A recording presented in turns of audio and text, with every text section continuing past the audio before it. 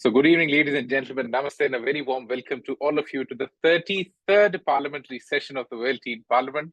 Around 3 years back, we started something where we wanted to bring together the most inspiring teenagers from all across the world onto a single forum so that they could get an opportunity to interact with global leaders and change the way how policy making really happens.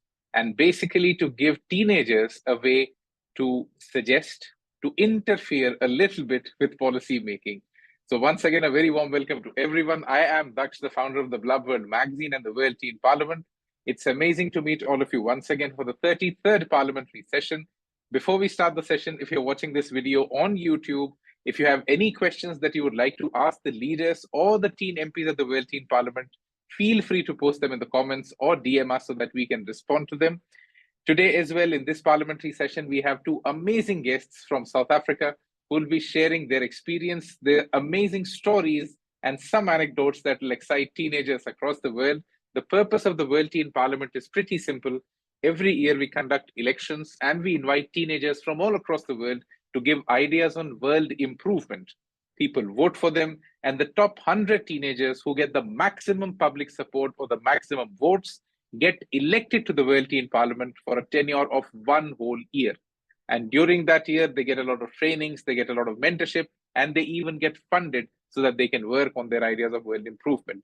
So today, when the 3rd World Teen Parliament is going on and the elections for the 4th World Teen Parliament have already begun, so if you are a teenager who wants to be a part of the World Teen Parliament, this is your time. Visit blubworld.com and participate right now in the 4th World Teen Parliament elections, because by January 22nd, the next year, the 4th World Teen Parliament will be announced. The top 100 teenagers for the next 1 year will get elected.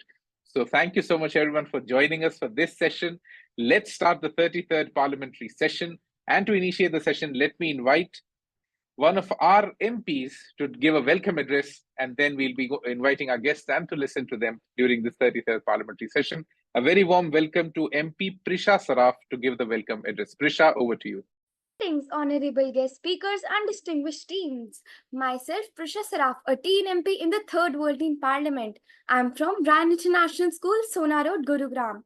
I'm privileged to extend a warm welcome to all of you at the 33rd Parliamentary session of the World Teen Parliament.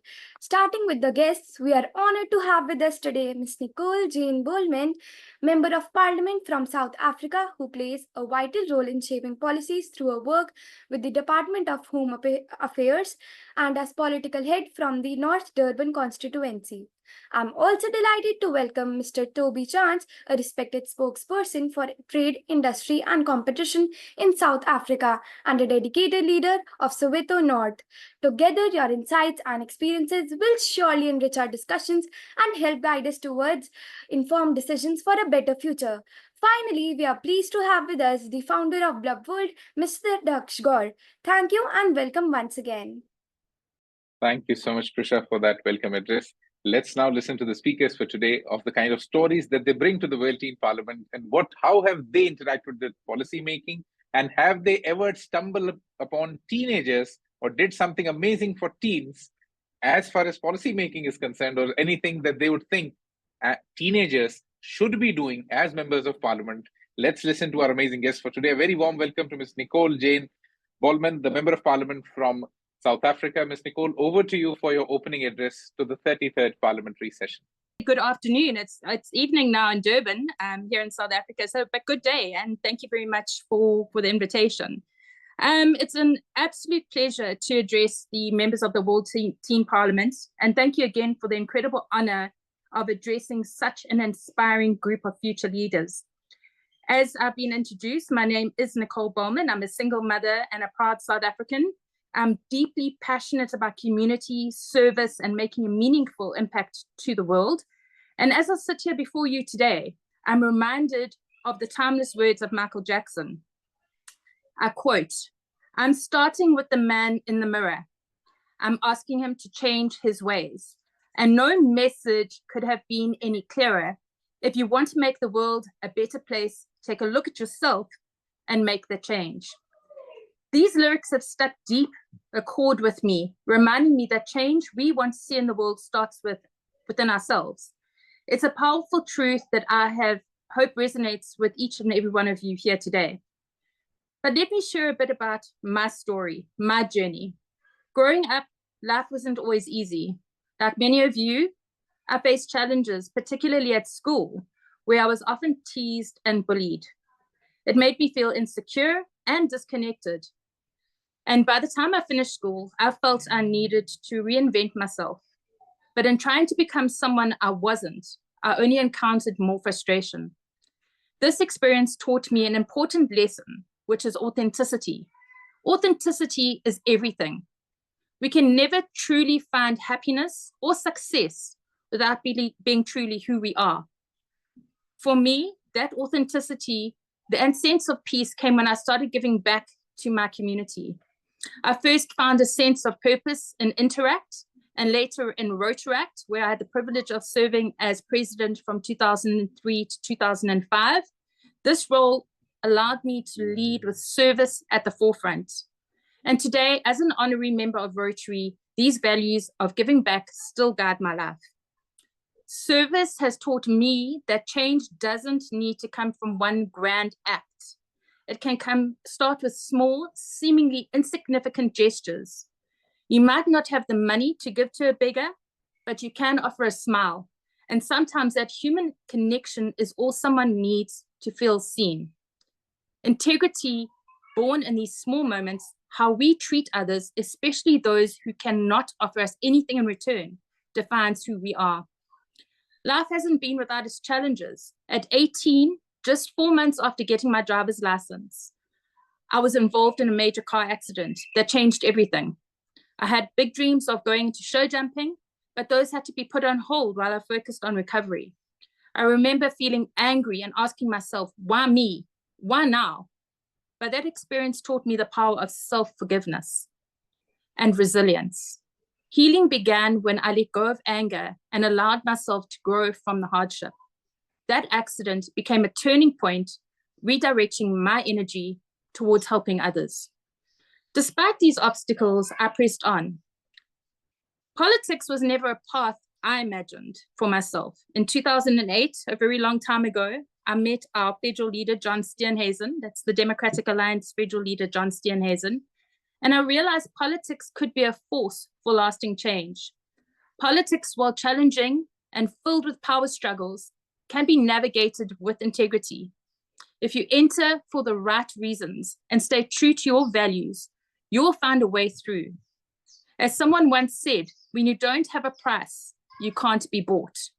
And I've held this close to my heart as I serve in government today. You too are already showing the world your potential to lead. In a time when many of your peers are distracted by social media or video games, you've chosen to engage, to think critically, and to be the change you want to see. And that is no small feat, and I applaud you for it. As young leaders, real change comes down to three core values that I hold dear. Authenticity means being true to yourself. Don't try and fit into molds or be someone else's idea of success. Your unique voice and experience will shape the future. Integrity is doing what is right, even when no one is watching. How you treat others, especially those who have less than you, reflects your character. Never underestimate the power of a simple act of kindness. Tenacity is the ability to rise after being knocked down. Life will challenge you, but it's how you push forward that will define you. There's a world of opportunity for those willing to put in the effort and never give up.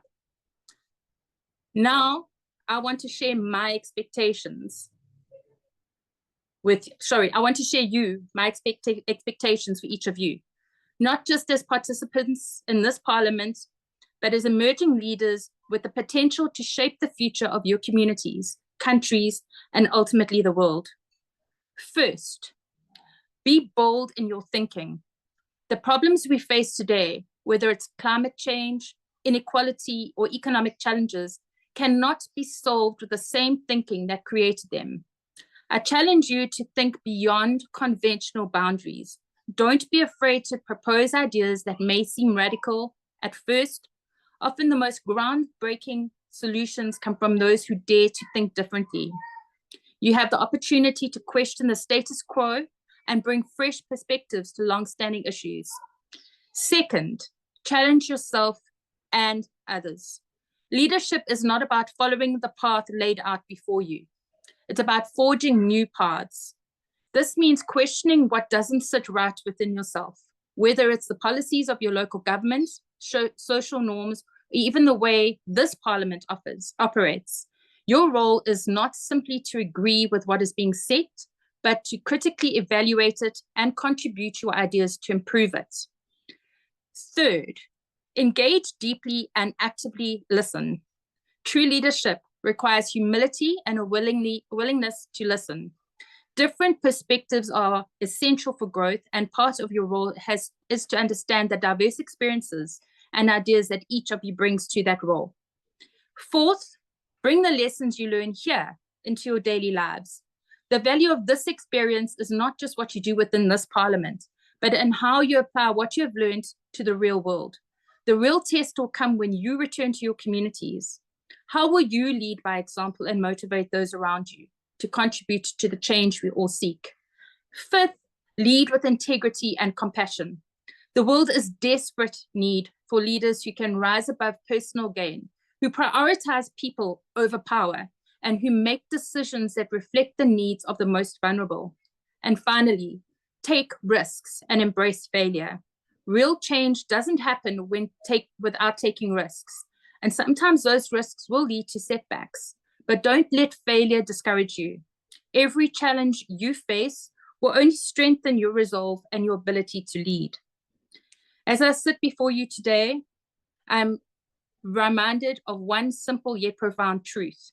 Teenagers today have more power than any generation before you. You live in a world where information is at your fingertips, where your voices can reach corners of the globe in mere seconds, and where you are not just a passive participant, but active drivers in change. You as teenagers have the power to reshape norms, challenge systems, and push for a world that is more inclusive, fair, and just. We've seen countless examples of young people leading movements that have shifted national conversations. Greta Thunberg, for an example, who sparked a global environmental movement. These examples show what is possible when young minds commit to making the world a better place. In today's world, teenagers are often the conscience of society. You bring boldness, creativity, and energy that you inspire the most reluctant of people to act. The global movements on climate change, racial justice, gender equality, and mental health awareness are being driven by people like you, who refuse to accept that the world must remain as is. But with this immense power comes responsibility. How will you use this power? The changes you make don't have to be grand on a global scale to be meaningful. Small, everyday actions can lead to extraordinary outcomes.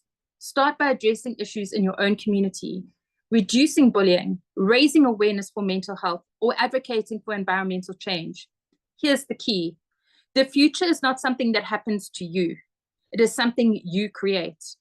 Your generation is already driving critical changes. You are more aware of social, economic, and environmental issues than ever before you, and your determination to act is a force that cannot be ignored. You are the generation of change. You are not just leaders of tomorrow, you're the leaders of today. And together, through your passion, your resilience, and willingness to act, you can create a world that is better than the one we inherited. Thank you. Thank you so much, Ms. Nicole, from starting from authenticity to risk-taking, and finally understanding that the power of change really lies within individuals and it lies within you, all the teenagers. You have that kind of a power where you can really change the national and even international conversations around policy making, how governments operate, how democracies operate. So you have to understand that this small little conversation that you have on every third Saturday at the World Teen Parliament, where you get to interact with these MPs, you have to understand the purpose of this conversation is to give you an understanding that everything that's happening around you can be changed, can be altered based on what you think. And are you really able to understand the pulse or the intention or the thinking of your constituents? Thank you so much, Nicole, for that opening address. Let me invite the next speaker for today for the 33rd Parliamentary session. A very warm welcome to Ms. Toby Chance, the Member of Parliament from South Africa. Mrs. Toby, over to you for the opening address of the 33rd Parliamentary session. Thank you so much. Very nice to be on this call, Daksh, and what a wonderful introductory speech, Nicole. Very personal story of your own experience, and just a little bit of background from my side. I grew up in the United Kingdom and was at school and university in Britain, and in fact, it was there that I first encountered politics, to the extent that I was at the sort of transitionary phase from the Labour government to the Tory government when Margaret Thatcher was elected in 1979. And it really electrified our student politics, because student politics in most universities around the world tends to be left-wing. In other words, progressive, what they call progressive, radical, changing the world, wants to do everything that the older generation has rejected. But there was also a very strong feeling in Britain at that time that Britain was going in the wrong direction, and that, you know, years of inflation, low economic growth, domination of the unions, absolutely, terrible industrial relations resulted in the country going in the wrong direction. So there was a very strong student movement for change. And I became involved in an organization called the Tory Reform Group, which was a pressure group to the left of the Tory party, basically part of what was called the progressive center ground of Tory politics. And it was a fascinating time, because when Margaret Thatcher was elected, she had to change things radically. And as students, and I suppose I was a teenager for the first part. It was a real opportunity to start to make a difference. And in fact, in one of my vacations, I actually even worked at the House of Commons as a research assistant for the Select Committee on Energy. And just to show how things stay the same, 40 years later, we are still having the same debates that we were having in that committee on the pros and cons of renewable energy versus nuclear power. Can you believe it? 40 years later, we're still having those discussions. So, as a student, as a young person, you do have an opportunity right now to get involved. You don't have to wait until you're an adult, till you're in your 40s, or even in my case, my 60s, to make a difference. You don't necessarily have to become a party politician either. You can become an activist in an area which you feel strongly about. So, for example, my nephew, who also was at university, became very, very interested in public housing. And he was so interested in public housing that he's now running a thing called the Community Housing Trust in Britain, which was where he followed his passion. And I think that is something which everybody needs to understand, that the world is their oyster, to coin a phrase, and anything that you feel strongly enough about, you can change to your favor and to the favor of others. Now, as it happens, I spent the whole of December in India, which was a fantastic experience for me. My wife and I were looking after a house just south of Delhi at a city called Gujarat. Some of you may live there. And the property was built by an Englishman who had been the naval attaché to the British High Commission in Delhi. And when he retired, he built this house because he had a passion for young people.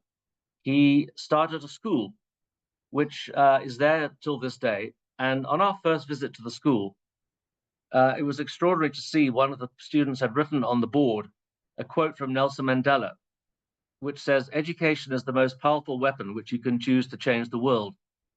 So not only does it show that education is something which is critical to young people's lives, obviously, but also that we live in a global world where someone like Nelson Mandela, who's a South African, who was really lost to the world for 30 years when he was in jail, made some profound statements and had some profound impact on the world around him.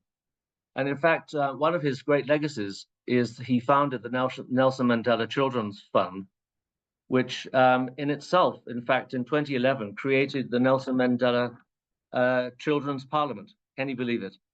So Nelson Mandela was very, very conscious of the fact that as young people, you have to get involved in the world around you. You can't just, you can't just sit around and play games and, you know, sit on your device and talk to friends around the world. You have to have an involvement and an active involvement so that you can change things for your own benefit and for those of others. Somebody else that had a profound influence on me in my life was a man by the name of Stedman Graham. Now, Stedman, unfortunately for him, is best known for the fact that he is the life partner of Oprah Winfrey. And Oprah Winfrey and Stedman have had a long association with South Africa. They were great friends of Nelson Mandela and came here many, many years. I had the privilege of meeting Oprah on several occasions in South Africa. And she started a school just south of Johannesburg, the Oprah Winfrey Academy. And in the Oprah Winfrey Academy, she was instilling in young girls the values that brought her up and enabled her to overcome serious challenges. And you may remember that Oprah Winfrey starred in the great film The Color Purple, and had some extraordinarily difficult times to deal with her own, growing up. And she wanted to bring this to the South African young girls and created the school, which is a private school, but very high academic achievement. And Stedman himself is a man who also had real upward struggles to deal with problems in life. He grew up in Chicago on the South Side in a poor neighborhood. He wasn't particularly academically inclined, and he was very, very tall. He's 6'8", which meant that he tried to become an international basketball player.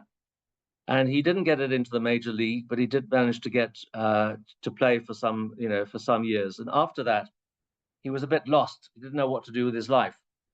So he became a prison officer. And when he gave his talks to young people later on, and I'll tell you a bit about them in a minute, he used to tell his story as to how, when he became a prison officer, he was given the worst job in the world. He was given the job of receiving the prisoners as they came off the street in their manacles, and he had to take all their personal goods as they changed down to their underwear. He had to take their watch, their coins, their personal effects, and put them in a locker. And there he just saw these people literally reduced to their underwear, and their whole self-confidence was actually washed away in a moment. And he said it made him a very humble person, and his humility was translated into a belief that whatever you do in life, you must do to your best possible ability. And although it was a very terrible job, over a period of time, having convinced his bosses that he was an excellent worker, he got promotions and then rose in the prison service and then got enough confidence to start his own business. And Stedman Graham Associates, which still operates from Chicago, now spends its time developing young people and helping them reach their dreams. And I'm going to show you a book, which I've got. It's a bit, I think you can read that. It says, Teens Can Make It Happen. And this book, which he wrote in 2021, was an adaptation of a very well-known book that he wrote some years before that called You Can Make It Happen. And You Can Make It Happen basically gives a 9-step plan for what you can do to achieve your goals in life. And he adapted this, and I think you can still buy this actually online. Have a look and see if you can find it, because it's a fantastic book. And what it does is it gives you a step-by-step set of plans that you can use to actually change your life. So, for example, step 1 is check your ID. What he means by that is figure out who you are as a person. What are the things that make you tick? Number 2, create your vision. What are the things that you actually want to achieve in life? Then develop your travel plan. How are you going to get there was the next step. Then master the rules of the road. What are the tools that you need to find on your journey to make your vision a reality? Step 5 was step into the outer limits. In other words, take risks, what Nicole said earlier.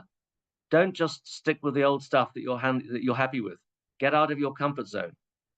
Then step 6 is pilot the seasons of change. So understand that the world around you is constantly changing. You need to adapt to those changes. Step 7, build your dream team. You can't do anything on your own in life. You can, but not much compared to what you can with a great team around you. Step 8 is win by decision. In other words, take decisions. Take decisions that can take you in a different direction if necessary. Don't be afraid to make a decision. Otherwise, people will make decisions for you. And then finally, commit to your vision. What he means by that is, every so often you must go back to what you planned and say, this is what I'm achieving. How far have I got? And this is a life plan that actually everybody can start with. And if you can start when you're a teenager, then, that's so much the better. Now, I think that we must realize that, 2 or 3 generations ago, before schooling was compulsory, most of you guys would be working already. You would be working for the family business. You would be going out into the fields. You'd be harvesting the crops. You'd be raising the animals. You'd be keeping the house clean, and you would be working. You'd probably be semi-literate. You wouldn't be able to read. You'd be, if you're a girl, you'd probably be married off by the time you were 12 or 13. And if you were a boy, you really had no option in life but to follow your father's footsteps. But now, of course, the world is a very different place. People are growing up later. There's a research that's been done by American psychologist Jean Twenge, who says that people are growing up more slowly than they were 20 years ago. And that means that in Britain and developed countries, they're less likely to try alcohol, they're less likely to have had sex, or got a driver's license, or get pregnant if you're a woman. And that's one of the reasons for that, is that the pressures on life are greater. Academic pressure is huge. You're expected to achieve at a young age. And also we live in an online world, which means we're spending more and more of our time sitting on devices of one sort or another, and not out there playing and interacting with your network. And that itself is something to be aware of. Even though technology has changed our lives, it's not always for the better. We mustn't be seduced into having a relationship with a device as opposed to having relationships with our friends and family. I think in South Africa, we have some very serious issues as young people because we have such entrenched poverty, such high unemployment. We have young people who, quite frankly, when they leave school or university, the chances of getting a job are quite slim. So there's a great development in this country, which is towards that of self-employment. People, in other words, are having to think quite seriously about what are they going to do to be able to start a business. And I think that that's a lesson that should be for everybody, in fact, because as technology plays a greater and greater role in our lives, people are going to need to be more self-sufficient, self-reliant. And having the sort of skills that enable you to start and grow a business are something which I think will stand you in good stead. Even if it's later on in life, it's something which can be done successfully. So I think it's important that we realize some of you are going to live to 100. Some of you are going to live beyond that. The advances of technology, medical science are resulting in people's lives having extended by factors of 30 or 40 years. And so that means that you really have to think carefully about the future. Plan your finances. Save money. Don't just spend it all. You never know how much time you're going to have as a retired person. But also make sure that those savings are put into a combination of instruments that have a mixture of high risk and low risk, so that you actually have a chance of not just saving money, but making money. So just quickly, as an MP, both Nicole and I have 3 basic duties. We make laws. That's what we do as members of parliament. We oversee the executive, which essentially is the government of the day. And thirdly, we represent our parties in our constituencies. And in my case, that is Soweto. Even though I'm a white person, the Democratic Alliance, our party, believes that race should not be the determinant of who you represent and who you can speak to and who you can actually take issues to and take their issues to Parliament. So my constituency is Soweto, which is famous, of course, for being the home of Nelson Mandela, as well as Archbishop Tutu, and was also the area in South Africa in 1976, where the students rose up against the apartheid government and just said, enough is enough. And that was a turning point in South Africa's history. So I'm privileged to have Soweto as my constituency. And what I find is that there's incredible energy and dynamism, there's ambition, there's self-confidence. They call themselves the Generation Unlimited in that part of the world. And now we're seeing that there is a much more cross-cultural trend in South Africa, which is fantastic. And Nicole and I, representing a liberal democratic party, believe in the power of opportunity and the power of the individual to change the lives around them for the better, but also working as a community to achieve those goals. So thank you very much. I'm looking forward to the questions and hopefully giving some answers, but it's been great meeting you so far. Thank you, Daksh. Thank you so much, Mr. Toby, for the amazing response and the opening address for the 33rd Parliamentary session. Before we go into the questions, I have a question of my own that I would want to put forth to both the guests today, and I would request both of them to share their perspective on this. A very big challenge, I would say rather, that teenagers face is that they live in a world of instant gratification. If they do something, they want something to come out of it very quickly. They get bored very easily. They have very low attention spans. And I'm not saying this as a disadvantage that they have. This is an advantage that they have, that they don't, heed to something for a very long duration of time. They want things to happen quickly. But the problem is, specifically in the process of democratic decision making, in the process of democracy and how countries operate, nothing moves fast. Everything is superbly slow. As Mr. Toby also mentioned that in the last 40 years, the conversations of those committees on energy still revolve around the same topics. When the teenager has absolutely, an attention span of not even 15 to 20 seconds, how do you think a teenager with such low patience level can get involved and can get something done so that they get some sort of a gratification? Over to both of you before we take the questions from teenagers. So whoever wants to respond, you can. That just to clarify the question or make it super simple, teens want instant noodles or instant gratification, but nothing happens instantly in governments. So over to you for your responses. That how should they stay excited? Let's listen to Nicole first, and then we'll go to Toby. Thanks, Daksh. Well, the situation at home is, as I have a Gen Z as a daughter. So she's 18, and yes, I understand if it's not now, pretty much is never, right? That's how the teams operate. What I've done with Tatum's my daughter, is cultivated a delayed gratification. So understanding what the long-term goals are. Let's not work on the short-term goals. Understand that we've got the immediate things, the low-hanging fruit, but also understand that in time certain priorities. I mean, obviously we now are discussing her tertiary education. She finishes high school now, hopefully this month. But what is our tertiary? Where are we going? What is our 3-year, 5-year plan? So it's to understand that.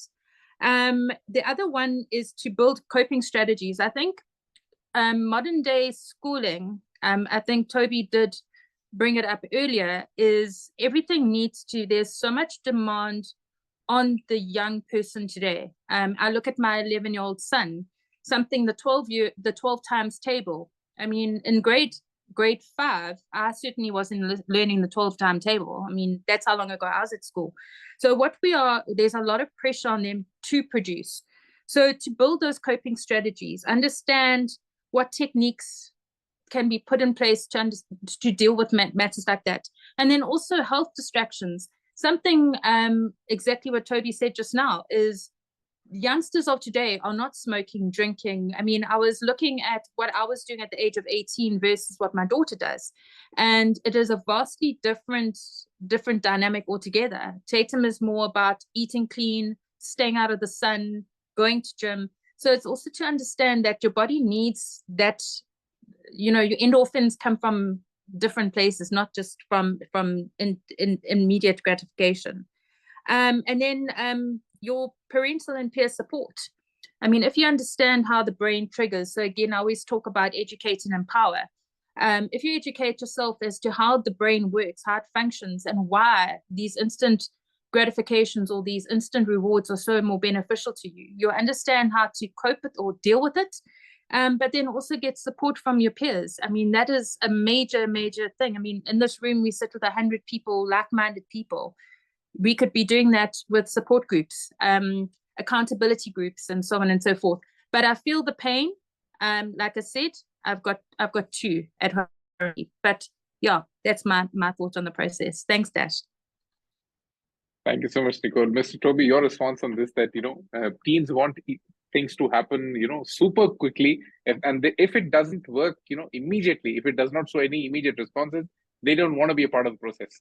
So they typically discourage any process that is long. So what's your take on this? That will there be a day in, the future where we'll see democracies working or giving instant gratification? I think there's benefits for both, actually. I think that the impulse to want things to happen quickly is not a bad thing in itself, because, as I said and as you pointed out, things can take forever, and it's not good that things take forever that should happen quickly. And so I think it's a bit of balance. I think that kids need both. Sometimes instant noodles can satisfy an immediate thirst, but actually sometimes it's best to tend your garden and have the vegetables and the nutrition that is actually going to give you longer term benefit. So I think as with everything in life, it's a matter of a balance, and that goes in terms of everything: your diet, your activities, your sporting engagements, your schooling. So I think that it's a natural thing for teenagers to want change instantly, but parents have a particular role, as Nicole has explained, in guiding them as to the benefits and the dangers of expecting everything to happen immediately. And some psychologists have done some very interesting tests on people. So, for example, when 3-year-olds are given the opportunity of sitting in a room on their own, and they have some sweets by the side of their chair, and those that eat them all within the first couple of minutes, compared to the ones that have a more measured approach to the food, they might take the sweets and have one in 1 minute and wait another half an hour for another one, another half an hour for another one. The latter group are shown in time to be more successful in life. So people who, as Nicole says, I think delayed gratification, people who are prepared to exercise self-discipline over the things that give them pleasure or satisfaction end up actually being more successful. And success, of course, is sometimes a subjective concept, but essentially that means that people achieve more in their lives. So I think that delayed gratification and self-discipline is a very important thing. And talking of Nelson Mandela is, I think, exemplary of what self-discipline actually means. I mean, he was notably self-disciplined when he was in jail. 27 years he was in jail, and exercised extraordinary discipline over himself. And he actually inspired other people in jail to apply the same principles. So yeah, it's a bit of both, but generally speaking, self-discipline and not wanting everything today and immediately is a good thing. Thank you so much, Toby. Let's now start with the questions from the teenagers. The first question comes from Madiha Fatima. Madiha, please unmute yourself, introduce yourself, and ask your question. Good evening to one and all present here. This is Madiha Fatima, a member of Parliament at 3rd World Teen Parliament from 9th grade, MS Creative School, Hyderabad, Telangana, India. So my question is to Ms. Nicole Bollman. Ma'am, what are the DA's key policies to create growth, economic growth and job creation? My dear, From grade 9. Thank you very much for that question. Obviously, it's something that we are quite passionate about. It plays a very big role in South Africa. I'm sure if you've been following South African politics, you will know that we have several ministers now, and it is something that we are all driving towards. So we've got the various policies. You've got the demand side policies, which is your fiscal policy, and that is increasing government spending and cutting taxes can boost the demand, leading to high economic growth and job creation. We've got our monetary policy, which is lowering interest rates and encouraging borrowing and investments, stimulating the economic activity. Obviously, like what Toby was mentioning just now, we have a substantial issue with probably the highest unemployment rate we've ever seen in our country. And more specifically, exactly what Toby said earlier as well, is many people are completing their schooling as well as tertiary education, but they're not getting any, not being able to find jobs. Another one is improving human capital through better education and vocational training. So we've got Minister Saviwe, who is our basic education minister, and she's driving hard for that. Then we've got our infrastructure developments, which is investing in infrastructure like roads, bridges, and digital networks. Thankfully, we've got ministers in both that in those two categories as well. Then we've got our inclusive policies, ensuring that economic growth benefits all segments of society, including marginalized groups, and leading to more stable and equitable development. I hope that answers your question. Next question comes from Prisha Saraf. Prisha, over to you. Please unmute yourself. Greetings, myself Prisha Saraf from grade 9th. I'm a teen MP in the 3rd WTP. I'm from Ryan International School, Sona Road, Gurugram. My question is to Mr. Toby Chance. Sir, how do you think youth engagement in trade, industry, and competition can drive innovation and economic growth in South Africa?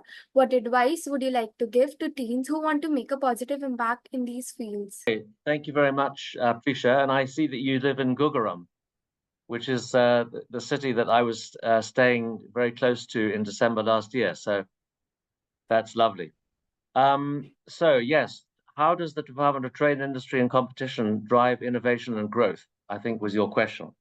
Well, it's a very important question. And the Department of Trade, Industry and Competition in South Africa, which probably is equivalent to many other departments in other countries. Every country has a Department of Business or Department of Innovation or Department of Trade, which is trying to do this thing. And I think that one of the things that we have to try and make sure of is that we have a regulatory environment that is not restrictive and doesn't place too many burdens on businesses to either start or to grow. And I think red tape is a real issue in this country, as in other countries around the world. And if you have too many regulations, it's a disincentive to start a business and innovate.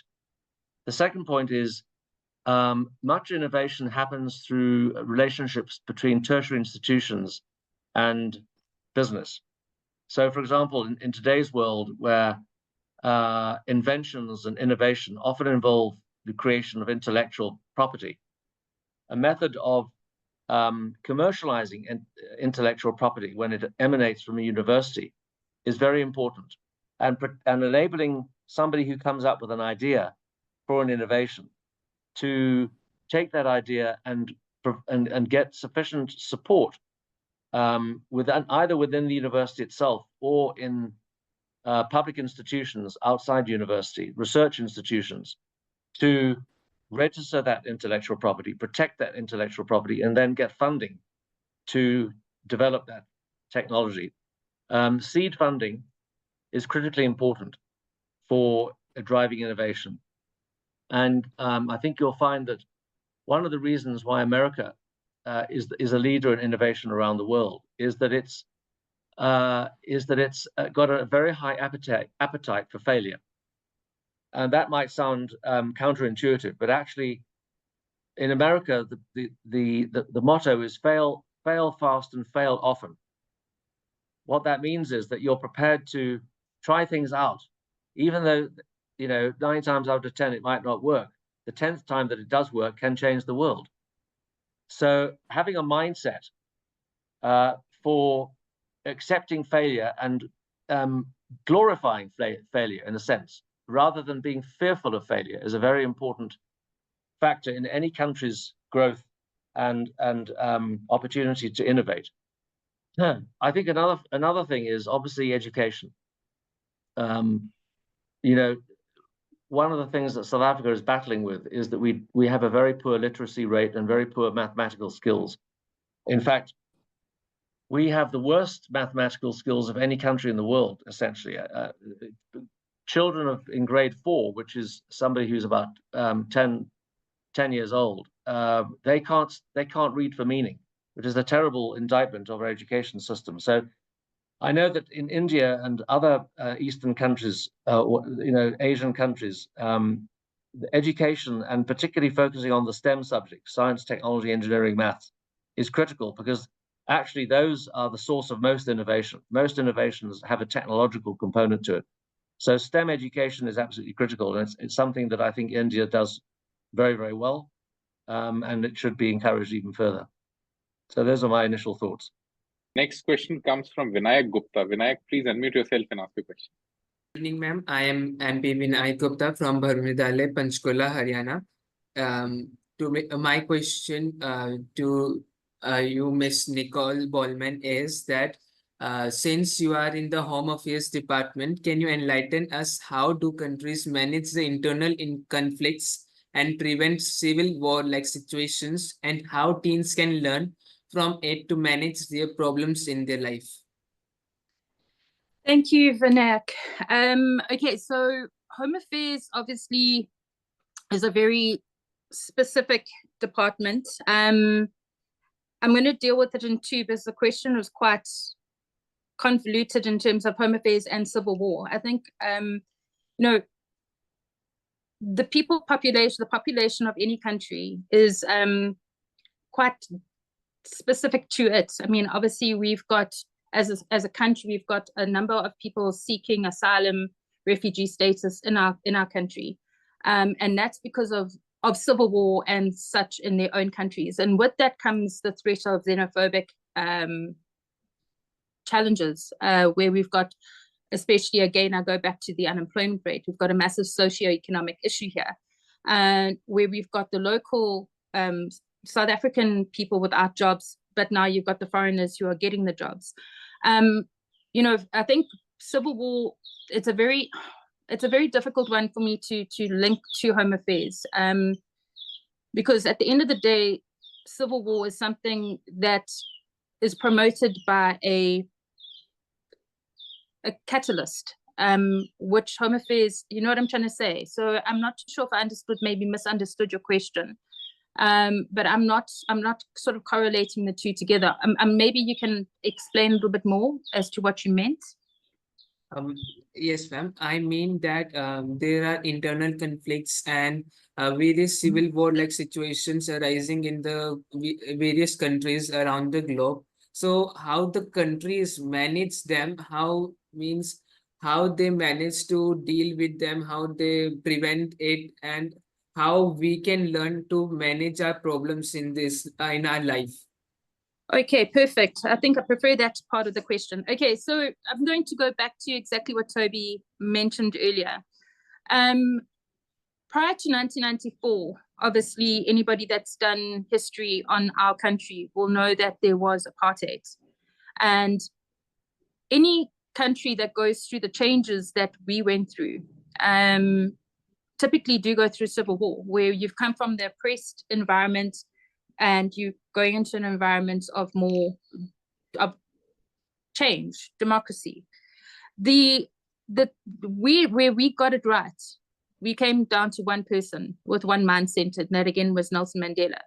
And he pretty much, if you read and you do learnings of Nelson Mandela, he was about inclusivity, about the discussions, about taking things and discussing matters. And that's exactly what I mentioned in my earlier speech, is that if we can all find a common ground, a sense of commonality, we all have them. I mean, I've oftentimes said to my we call them informal settlements, where we've got underprivileged or impoverished people that live in these shelters and shacks, is that our first emotion as a human being is that of love. Whether you're born to your mother, to your aunt, to your gran, whoever's looking after that household.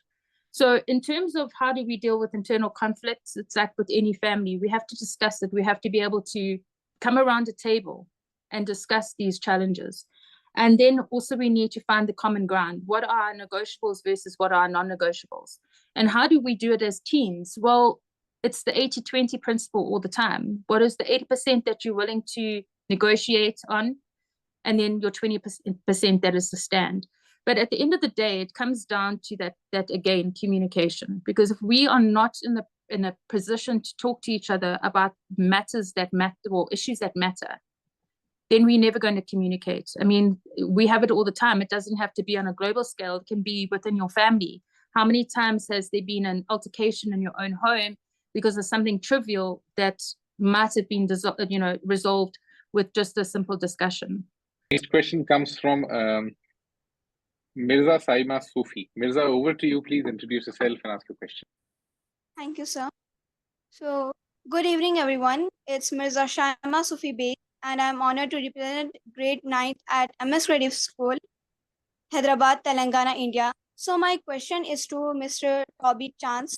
What cultural practices or traditions from South Africa can be shared with the world to promote cross-cultural understanding?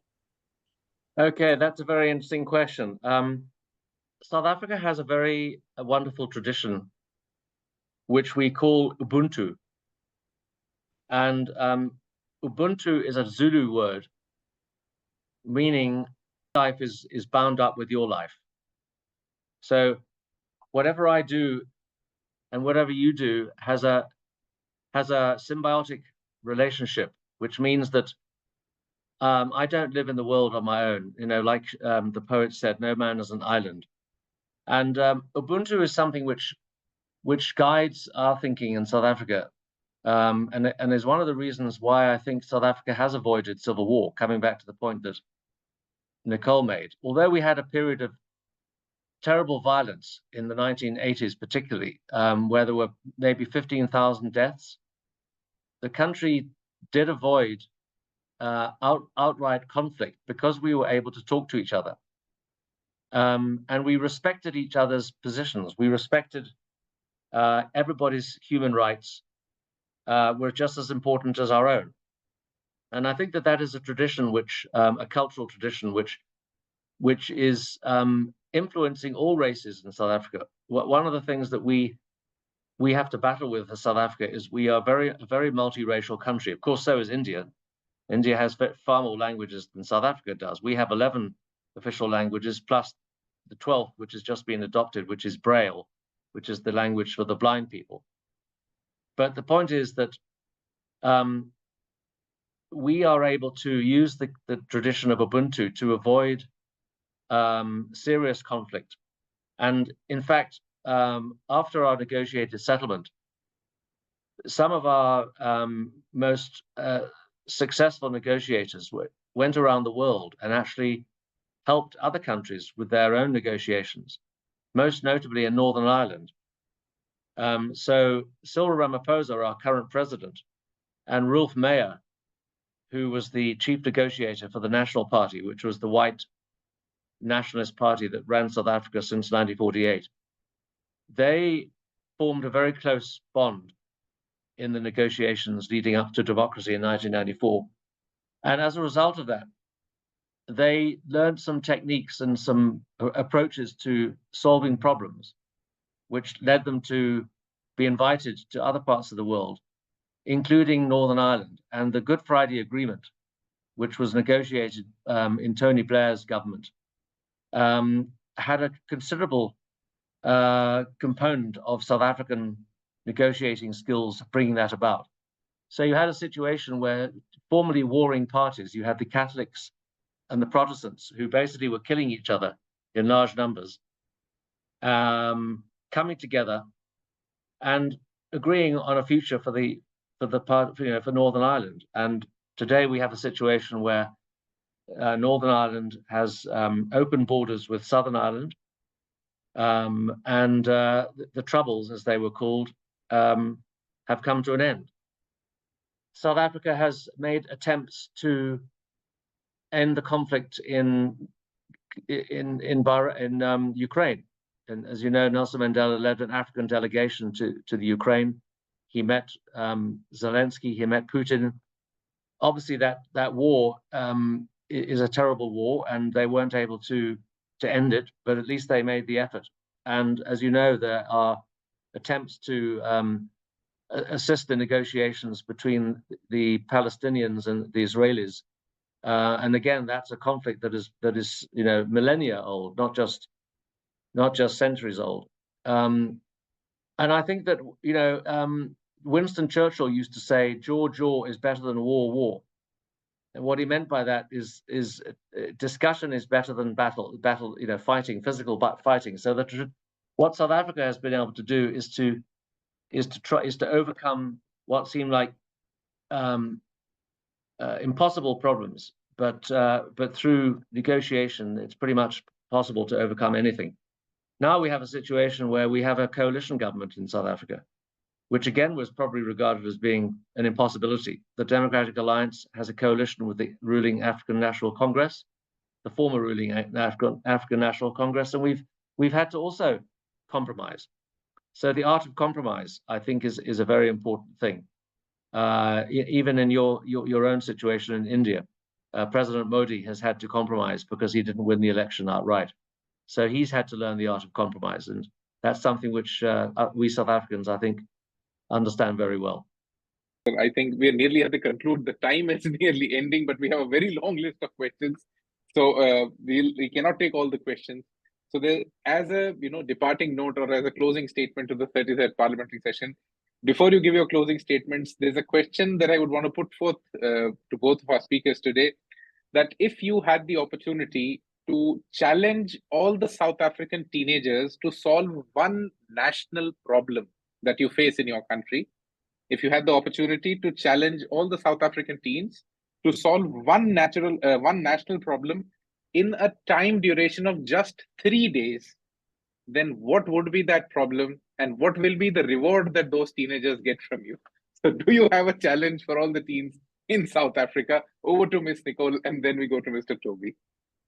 If you could challenge all the teens in South Africa to solve one national problem within 3 days, and if they do it, what do they get? Dash, I don't know, these questions get more and more challenging. Okay, so obviously we are on the African continent. It's a water scarce continent to start off with. But over the last several years, actually, it's been progressively becoming worse. I talk about Durban. I come from Durban, and it's a very tourism orientated community, but it is sitting on we've got a water issue. Johannesburg has got a water issue. Literally the whole country has got a water issue. So if I had to challenge the teens of South Africa to do anything within 3 days, it would be to conserve water. It would be to stop running those showers for a lengthy period of time. It would literally be conserve, and let's protect our water source. And what reward would I give them? Well, they're teens. I'll give them an extra hour on fortnights, of course. No, I'm joking. I'll give them an extra minute to shower. But yeah, it's a massive issue in our country, and I think it's something we all could work together on. Thank you, Daksh. Thank you so much, Nicole. Mr. Toby, what would the challenge be? The challenge would be to learn the lessons of leadership that have been so ably demonstrated by Sia Kolisi, our rugby captain, and our coach, Rassie Erasmus. What enabled them to win 2 Rugby World Cups in a row? Our own political leaders, who have so woefully fallen short on so many occasions in providing leadership to the country. What are those lessons, and how can they be applied to politicians? The prize would be to have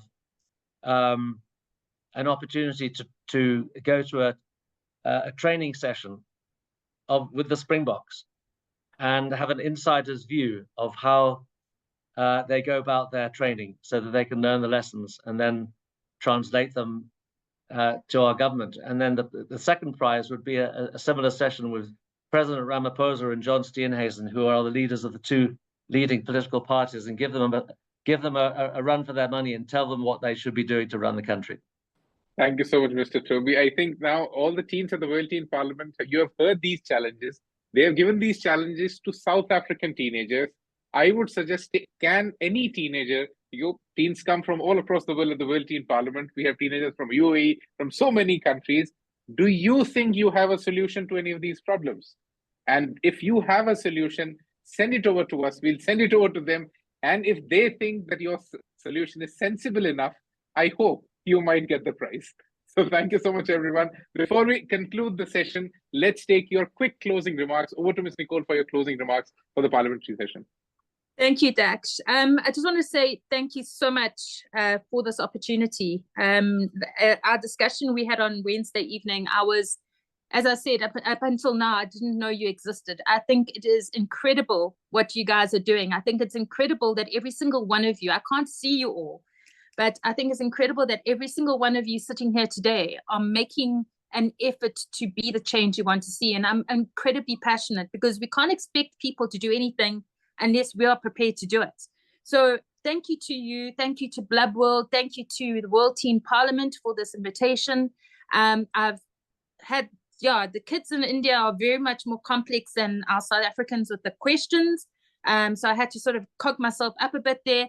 But it's just been an amazing experience. And I want to thank you, Daksh, because you and your team, what you guys are doing in this world and making self-awareness of these youngsters. I think, kudos to you as well, my friend. Thank you very much. Thank you so much. Over to Mr. Toby for his closing remarks for the parliamentary session. Yes, I just want to echo Nicole's sentiments, and well done to you and everybody. And I think it's something which we should try and emulate in South Africa. So please, let us help you spread the word in South Africa. I think, Nicole, that we need to be speaking to our Minister of Basic Education. Yeah. I think that we need to inform Siviwe Gurubi, who is a young woman herself. She's only 34 years old, but she's already in the cabinet. And she is responsible for education in this country. And I think that if we can try and instill the ethic that you've put into place, Daksh, into schools, then that would be a major achievement. Something that the schools in this country lack is education around civic duties. We have a situation where we have only 7% of young people voting in this country. That's a dreadful statistic, which means they've just checked out. In fact, they've never checked in, so they can't check out having never checked in.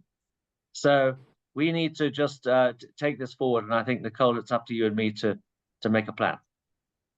That's our challenge, Toby. Exactly. Yes.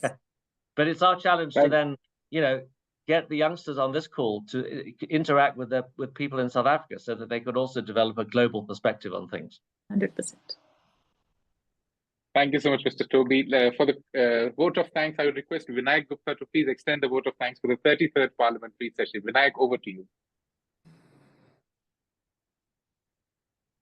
As we conclude the 33rd Parliamentary session of the 3rd World Teen Parliament, I, MP Vinayak Gupta from Bhanvidale, Panchkula, Haryana, India, want to express my deepest gratitude to all of you for your active participation and invaluable contributions throughout our time together. A special thanks to our distinguished guests, Mr. Nicole Jane Bollman, Mr. Toby Chance, and Mr. Daksh Gaur. Your insights have motivated us all and provided us with the treasure of knowledge that we will carry forward. As Henry Ford has widely said, when everything seems to be going against you, remember that airplane takes off against the wind, not with it. This sentiment resonates deeply as we, the youth, navigate the challenges before us, turning them into opportunities for growth and change. Together, we have not only shared ideas and visions, but we have also solidified our commitment to being passionate torchbearers of change. Let us take the inspiration we have gained here and continue to uplift each other as we strive to make a positive impact in our communities and the world at large. I truly hope that this session has been as enriching for you as it has been for me. Let us carry forward the spirit of collaboration and determination as we move ahead in our life. Thank you for all being a part of this session. Thanks. Thank you so much, Vinayak, for the vote of thanks. I would thank all the speakers for taking out the time today. It was amazing listening to you. And once again, all the teenagers who were tuned into this video, I hope you remember the challenge that both our speakers have given to you. And we are hoping that we get some amazing responses from teenagers. Thank you, everyone. Namaste. Have an amazing weekend ahead.